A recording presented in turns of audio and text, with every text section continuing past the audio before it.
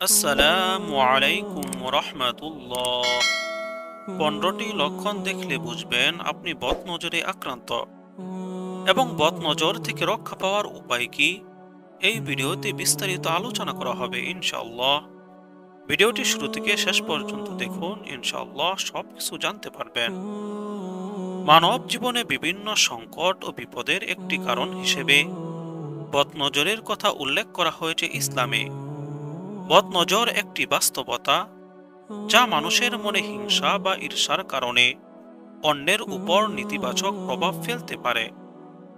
বদনজরের কারণে পরিবার ধ্বংস হয়, সম্পর্কের মধ্যে অবিশ্বাস তৈরি হয়, এমনকি জীবন ও জীবিকার ক্ষতিও হতে পারে। মহানবী সাল্লাল্লাহু আলাইহি সাল্লাম এই বদনজর সম্পর্কে বিশেষভাবে সতর্ক করেছেন। এটি থেকে বাঁচার জন্য বিভিন্ন দোয়া ও প্রতিকার শিখিয়েছেন। রাসূল সাল্লাল্লাহু আলাইহি সাল্লাম বলেছেন, বদনজর সত্য। এটি এমন একটি প্রভাব যা মানুষকে উঁচু স্থান থেকে ধাক্কা দিয়ে নিচে ফেলে দেয়। কি কি লক্ষণ দেখলে বুঝবেন যে আপনি বদনজরে আক্রান্ত, এখানে তা উল্লেখ করা হলো। নাম্বার 1, শরীরে সাধারণ দুর্বলতা থাকা, ক্ষুধা হ্রাস এবং বমি বমি ভাব থাকা।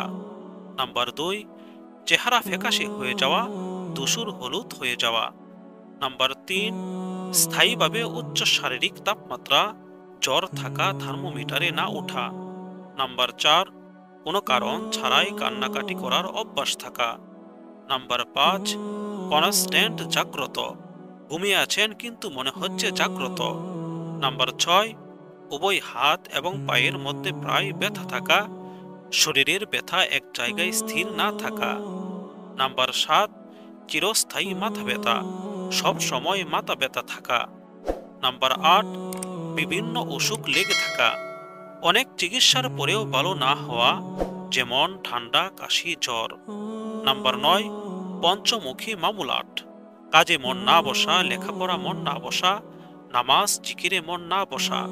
নাম্বার 10, মহিলাদের পুরুষদের অত্যাধিক চুল পড়ে যাওয়া, যা শ্যাম্পু ব্যবহার করেও কাজ হয় না।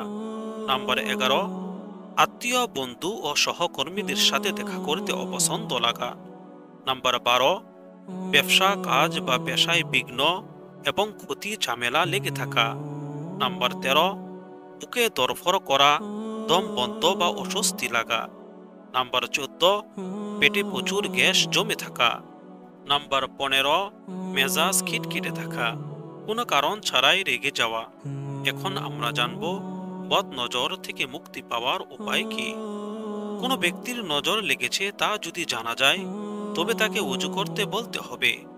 অতঃপর উক্ত অজুর পানি দ্বারা বদনজরে আক্রান্ত ব্যক্তিকে গোসল করাতে হবে। দ্বিতীয়ত, এই আয়াত ও দোয়া সমূহ পড়ে বদনজরে আক্রান্ত ব্যক্তিকে ঝাড়ফুঁক করতে হবে। নাম্বার 1, সূরা ফাতিহা পাঠ করা। নাম্বার 2, আয়াতুল কুরসি পাঠ করা। নাম্বার 3, সূরা বাকারার শেষ দুটি আয়াত 285 ও 286 নং আয়াত পাঠ করা। নাম্বার 4, সূরা ইখলাস পাঠ করা। নাম্বার 5, সূরা ফালাক পাঠ করা। নাম্বার 6, সূরা নাস পাঠ করা। নাম্বার 7, এই দোয়াটি পাঠ করা, বিসমিল্লাহি আরকিকা মিন কুল্লি শাইইন ইউযীকা ওয়া মিন শাররি কুল্লি নাফসিন আও আইনিন হাসিদিন আল্লাহু ইয়াশফিকা বিসমিল্লাহি আরকিকা।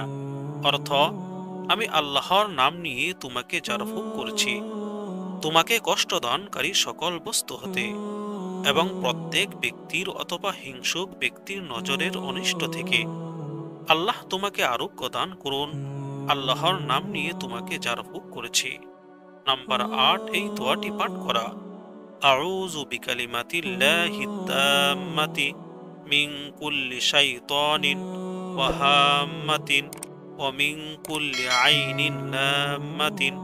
অর্থ, আল্লাহর পরিপূর্ণ বাণীসমূহের মাধ্যমে আমি আশ্রয় প্রার্থনা করছি সকল প্রকার শয়তান থেকে, বিষধর প্রাণীর অনিষ্ট থেকে এবং সকল প্রকার বদনজর থেকে।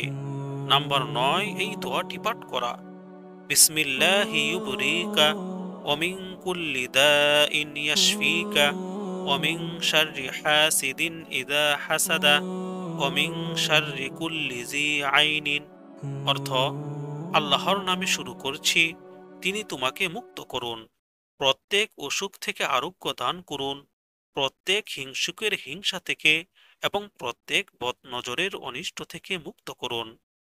এই পদ্ধতিটি বর্ণনা করেছেন ইমাম ইবনুল কাইয়ুম রহমাতুল্লাহ আলাইহি। আল্লাহ তাআলা আমাদের সকলকে শয়তানের শয়তানি থেকে, মানুষের খারাপ নজর থেকে হেফাজত করুন।